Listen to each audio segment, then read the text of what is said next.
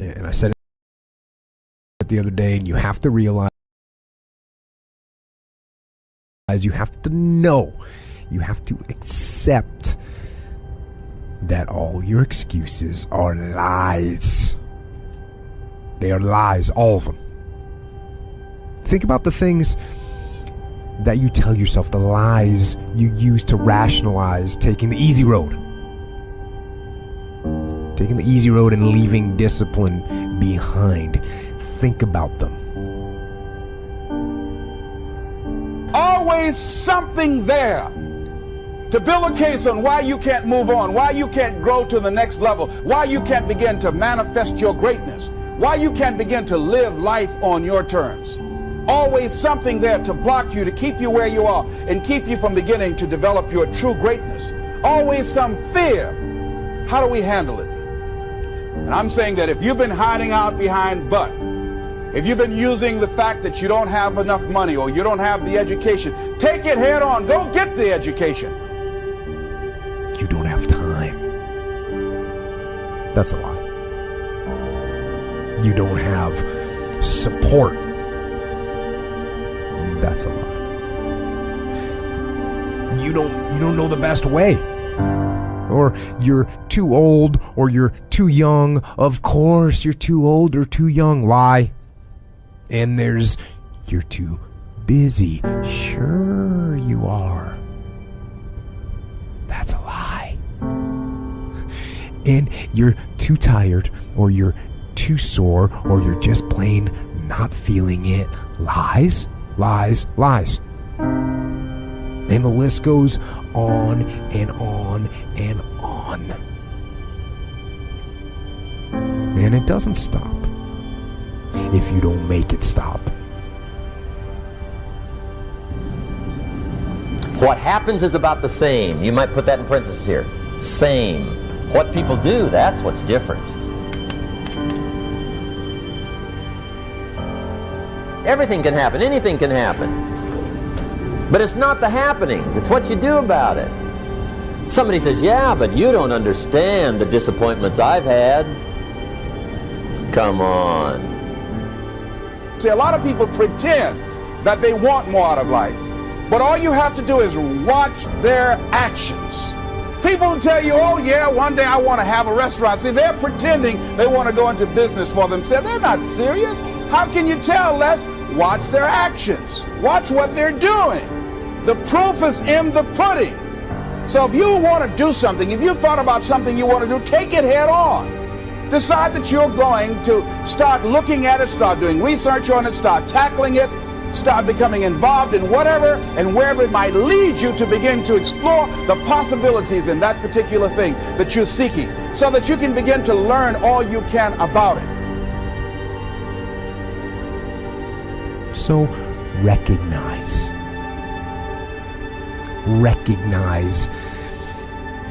the excuses are not valid. They aren't. They're trumped up. They're conjured up. They're fabricated. They're lies. And how do you stop the lies? You stop the lies with the truth. The truth.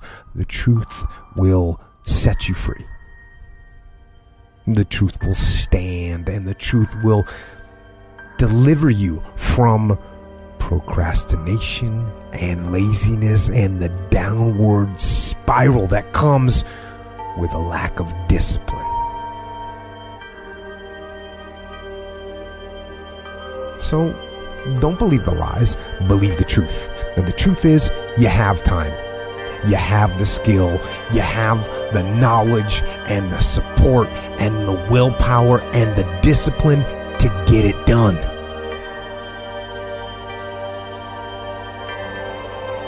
So cast out the lies, burn them down, and listen to the truth. Then live the truth and go out and get it done. Decide that you're going to face it, that whatever shortcomings you have, that you're going to strengthen yourself there. Whatever training that's required, that you're going to go get that training, that you're going to get started right now. George Washington Carver would say, do what you can, where you are, with what you have, and never be satisfied. Always strive to be more than that which you are. Yeah, don't get satisfied with yourself. Always know that wherever you are, you can enjoy more, that you deserve more. Most of us go through life pretending that we're satisfied where we are, pretending that everything is okay, pretending that we don't have any special goals or ambitions or desires, when really deep down inside we do really want more. But most people, you know what they do? Most people go through life quietly and safely, tiptoeing to an early grave. Find out what it is you want and go after it as if your life depends on it. Why? Because it does.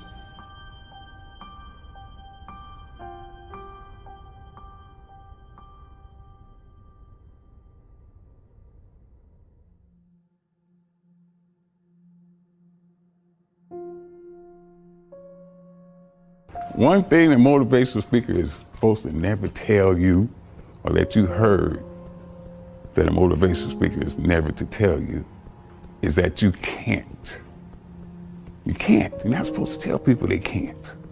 That's no way to encourage anybody. Tell them they can't do something.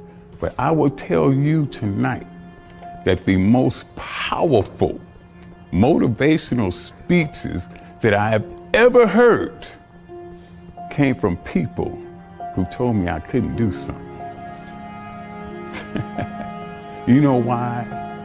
Because when they told me I couldn't do it, I was bound and determined to show them that I could. Tell me I can't do it. I will prove you wrong. I will show you that you're mistaken. You have chosen the wrong one to tell that they can't do something. Because I believe, and this is real important, I can't will thwart you, will stop you, will slow you down, will turn you around and cause you to move backwards if you let it. But if you have the proper mindset, I can't will do nothing but make you that more determined to get to your goal. People don't want to exude that much passion in which it becomes obsession because they're fearful of their obsessions. Well, if I'm obsessed about this topic, it's going to take away from my family, from my time. It's going to introduce a lot of, fear or unknowns to me. So they back off. But I tell people all the time, there is a difference between passion and obsession. And high performers have obsession about the topic, right? They are obsessed about the topic in which they're trying to learn, master, grow into. And so that obsession is real. And I tell people the difference, here's how you know the difference between the two. When you're passionate, everybody cheers you on. They're stoked for you. Oh, you found your passion? Awesome. Follow your passion. Live with passion. Be passionate. When you're obsessed, they're like, why you gotta be so crazy? Why can't you be satisfied? Why do you always gotta get things so perfect? Why do you spend so much time here? When you're obsessed, people think you're nuts. So it's different. And it's like, I always tell people, if no one thinks you're crazy, you're not yet operating to the outer limits of your potential. You're not there yet. If you want to be great, not good, not also grand, not second, not third, if you want to be great, the very best at what you do, obsession is a necessity. You must be. Ain't no two ways about it. Obsession. Nobody got to be the best at anything. I don't care if you flip pancakes, you sweep porches, you wash dishes, you bust tables. If you're the very best at it, you are obsessed about it. And obsessed about it means you slept and you dreamed and you ate that. I will be the very best at what I do. I am determined to be the very best at what I am. And you, nobody can tell me that I can't do it because I am obsessed. Somebody in your life should say, man, you really care about this in like a crazy way. And when you get there, you know you found your thing. And not everybody finds that. Question the impossible. The greatest achievements of mankind were made by people who questioned impossible. The Wright brothers. Oh, you can't fly, there's no way. If we're supposed to fly, we'd be born with wings. Christopher Columbus. The world is flat, Chris, the world is flat. And at that time, it was accepted by everyone to be true. Question what people call impossible. 4 million miles was the limit. No way possible. I don't care what color you know, no way possible. You're gonna run a mile in under 4 minutes. It just can't be done. Roger Bannister said, I think I can do it. I think I can do it.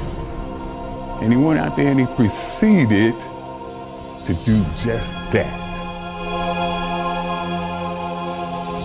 Not me, not I. You have chosen the wrong one to tell something like that to. I will show you what I can do. I will show you, I will turn your I can't, I will never, I won't, it's impossible. I will turn it around and I will show you that I can do anything.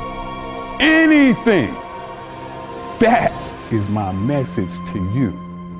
Let the I can't fuel your fire. One of the things you gotta understand, my friend, is that you're supposed to fail. You're supposed to fail, because failure is the stepping stone to success. It's not just cliche. Failure is an experience that lends to wisdom that ultimately makes you a stronger version of yourself. Like, until I make my dreams become a reality, I'm not quitting. I don't care how much money I have to invest. I'm gonna continue to do this until I become successful. All right, I've got a rule called the show up rule, right? Somebody said you can pretend that you care, but you can't pretend that you're there. The only way you can be there is to show up. And what I'm asking you to do for me, you'll never be a failure if you show up every single day. Every single day when I come, I show up and I let failure know. Failure is not an option. So what, it takes 12 years to get it forward. Failure is not an option. So what, I put myself in a PhD program when I know that to be a great person in a PhD program, you have to read well, you have to write well, which are my two greatest weaknesses. But failure is not an option. Failure is not an option. You can't even let it sink into your brain, into not even a second. You have to know that this thing is going to work. Come hell or high water, whatever it is that I set out to do, it may not happen in 6 months, it may not happen in a year, it may not happen in 2 years, but at some point, my dream is going to become a reality. You know, I get asked a lot, what is the secret of achieving goals? How do you really quantitate it? How do you put it down so every day you know if you're going in that direction of success or maybe you're altered? And people are like, man, is it your genetics? Is it your potential? Is it, when it comes down to it, success has nothing to do with potential. It's all about the perseverance of somebody. I have not failed. I've just found 10,000 things that do not work. Right? And who wrote that? Yeah. Thomas said, come on. These are the things that help me change my thought patterns. They help me to change my mindset. Listen to me. It's 10,000 things that didn't work. And all I have to do is the next one. And once I do the next one, bam, I'm going to be successful. I'm telling you, every time I stand up here and do what I'm doing, all I can remember was sleeping in abandoned buildings. That's all I could think about. But I kept trying, and I kept trying, and I kept trying. And I tell people, I am not the rabbit, I'm the turtle. But I kept going, I was consistent, and I'm standing here today. But what I found out in life, as life goes on, life is about losing. as we get older, we lose our hair, we lose our teeth, we lose our mothers, our fathers, our sisters, and but it's the ones who overcome that lost in life and could shun away adversity and always willing to fight at every particular moment in life are the ones that are able to transcend and be able to spread the word to other people who's in that same particular genre as they are. That's what life is about, stretching and challenging, looking for ways that you can begin to improve yourself. You could turn anything in life into something if you just keep showing up.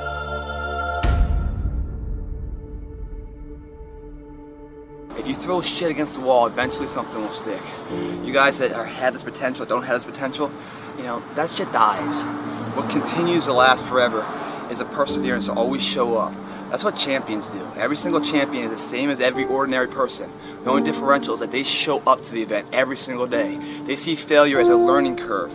They welcome failure. You learn more from failure than you ever will from success. So showing up and getting knocked on your ass, finding intestinal fortitude, stand back up and face that endeavor is going to be the overriding factor that makes a difference. Everything you do to the best of your ability. It doesn't matter what you're doing, it's the fact that you're doing it, so therefore it means something to you.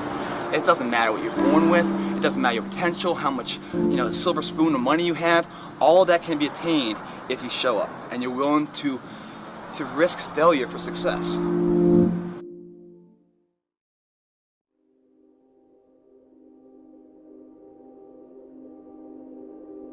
Taking responsibility for whatever happens to you. Knowing that you have consciously made the decisions that are now affecting you. Knowing that what is happening now, today, is the direct result of your activity, what you did yesterday. Self-reliance means counting on yourself, trusting yourself, being confident with yourself, being responsible to yourself, trusting your own instincts. Trusting the conclusions that you have developed from your study of experiences and philosophies, taking the credit that is due you, learning from the mistakes that you have made. We hold on to this story that we kind of fabricate, we build in our lives that, about certain things, and that story is basically an excuse and a reason about why certain things didn't happen, why you weren't able to accomplish or do this. And maybe your story or your BS is I didn't have the time, or I didn't have the money, or there was traffic, or this happened to me because of this person, my boss, my family member, my parents, my brother, my sister, the country, the economy, etc. Right? We have these things, these external things that we blame, and these excuses and reasons that we have. It don't matter whose fault it is that something is broken if it's your responsibility to fix it. For example, it's not somebody's fault if their father was an abusive alcoholic, but it's for damn sure their responsibility to figure out how they're going to deal with those traumas and try to make a life out of it. Some people tend to blame others for their mistakes, blame others for their failures. Now what happens is every time that you do that, every time that you blame or you have an excuse or you BS yourself or have a story, you're giving away your power. You're basically giving away your power, and you have no ability to change what your current circumstance is. You have no power to change your life because you're putting it on something outside of yourself that you have no control over, right? You have no control of the external world in any way, right? You have influence at best, but you have 100% control over yourself, over your own mind, your own thoughts, your own actions, your own behaviors in your life. You have full control over that. You might be influenced by the outside world, but you're ultimately the person that decides everything in your life. As long as we're pointing the finger and stuck in whose fault something is, we're jammed and trapped into victim mode. When you're in victim mode, you are stuck in suffering. Road to power is in taking responsibility. Your heart, your life, your happiness is your responsibility and your responsibility alone. Now, my approach to my better future very early on in my career was to just go through the day with my fingers crossed. And I used to say something like, I sure hope things will change for the better. Then here's what I found out. They're not going to change. Somebody says, well then, how will my life ever change? Answer, when you change. When you change, when you get better, it'll get better. If you change, it'll all change. Don't put it on someone else. Hope that someone else will change it for you. Take responsibility for yourself. Take personal responsibility.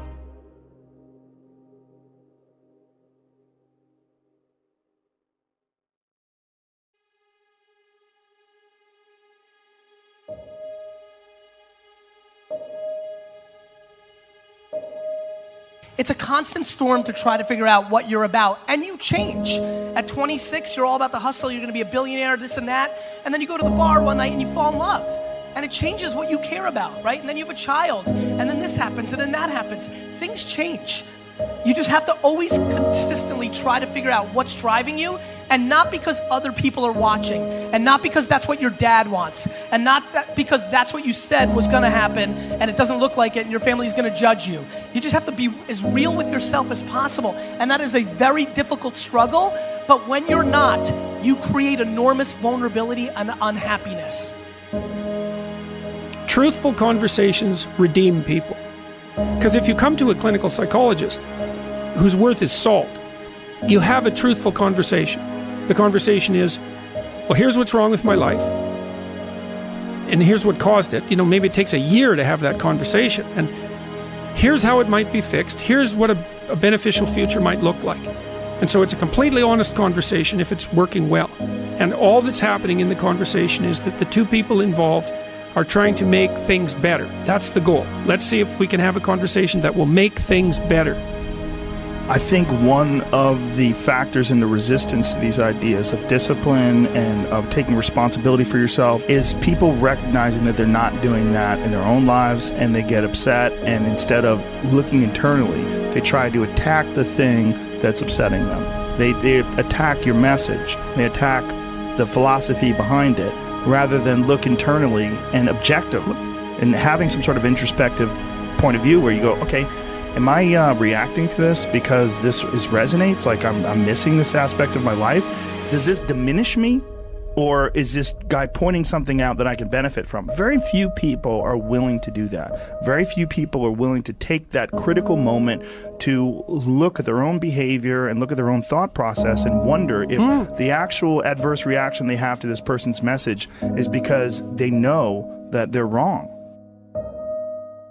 Start the process of becoming much more honest with yourself. It will help you make much better decisions, and it will help you in the long run. It may not taste as fun or as glamorous in the short term, but it will put you in a much better position. Stop doing the things that you know are wrong that you could stop doing. Right? So it's a fairly limited attempt. First of all, we're not going to say that you know what the good is or what the truth is in any ultimate sense. But we will presume that there are things that you're doing that for one reason or another you know are not in your best interests. There's something about them that you just know you should stop. They're kind of self-evident to you. Other things you're going to be doubtful about. You're not going to know which way is up and which way is down. But there are things that you're doing that you know you shouldn't do. Now, some of those you won't stop doing for whatever reason. You don't have the discipline, or maybe there's a secondary payoff, or you don't believe it's necessary, or it's too much of a sacrifice, or you're angry or resentful or afraid, who knows. But there's another subset that you could stop doing. It might be a little thing. Well, that's fine. Stop doing it and see what happens. And what'll happen is your vision will clear a little bit.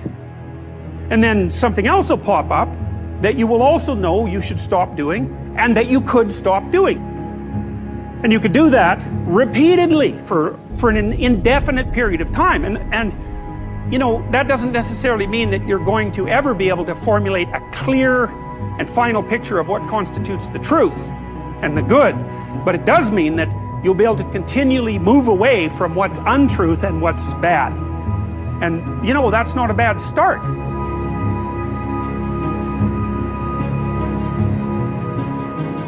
Discipline, it does start with waking up early. It really does. But that is just the beginning. Discipline is the root of all good qualities. But you have to absolutely apply it to things outside of just waking up early. It's everything. It's working out every day, making yourself stronger and faster and more flexible and healthier. It's about disciplining your emotions so you can make good decisions. It's about doing the tasks that you don't necessarily want to do, but that you know will help you. And that's what discipline is. Discipline means taking the hard road, the uphill road, to do what's right.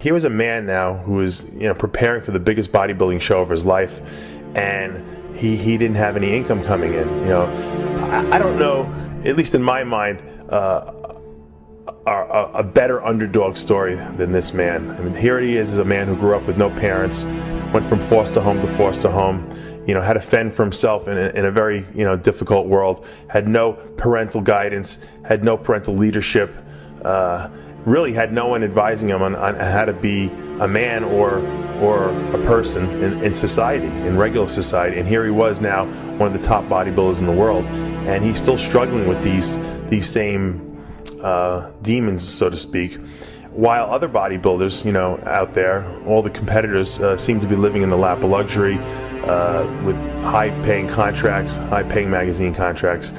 And what struck me as being even more unusual is that Kai wasn't sad over it, that he wasn't bitching about it, that he wasn't complaining about it, and he was kind of happy in a sense to be doing what he loved the most, and glad in a sense to be given the chance to do it, even given the Spartan conditions that he found himself in. Successful people, I imagine, have to worry less about what the size of the obstacles are, the finances or the lack thereof, and all the other things that we can say represent the size and weight of the opposition. And what the successful person is going to aim to do, and what all of us that would like to be successful would probably want to adopt as a part of our philosophy, would be to worry less about the obstacles and fix our thoughts on the goal. Did you feel you was going to win this show coming here tonight? Yes. I still believe that the possibilities exist. I believe in infinite possibilities, and circumstances and situations don't say who the man is. It's what the man does in the face of these things that will, identify who he is.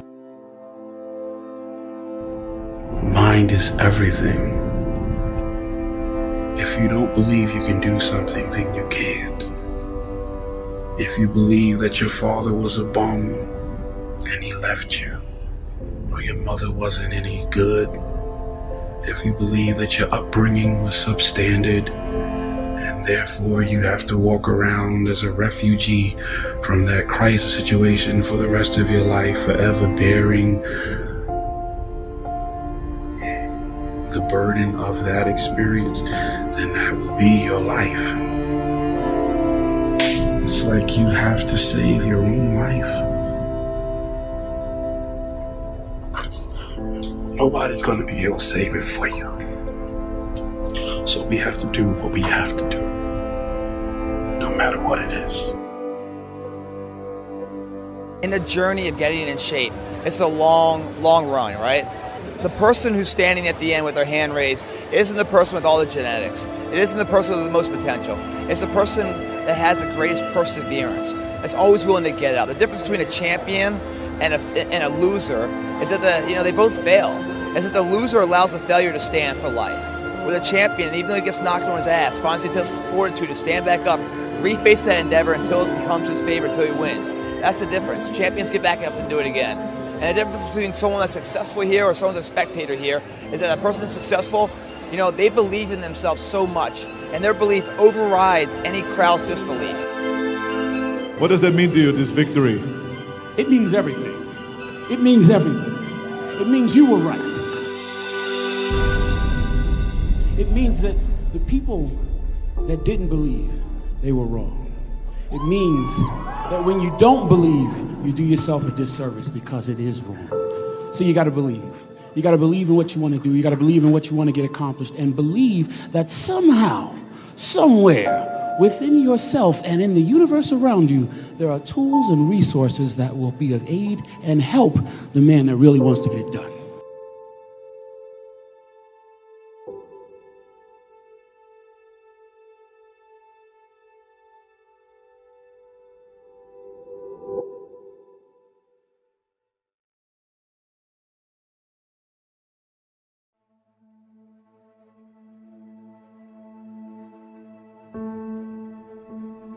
Be clear in your mind in what you intend to achieve. Know what you are going to do. That doesn't seem like too much to ask. Certainly in war. And you wouldn't think it would be too much for people to ask in their lives either. But how often do we see people going through their lives without knowing what they are trying to do, without having any intent, without having a clear mission?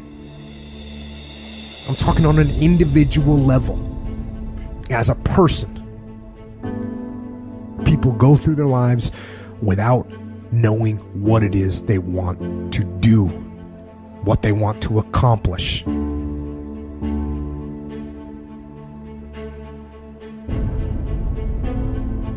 So, know what your mission is.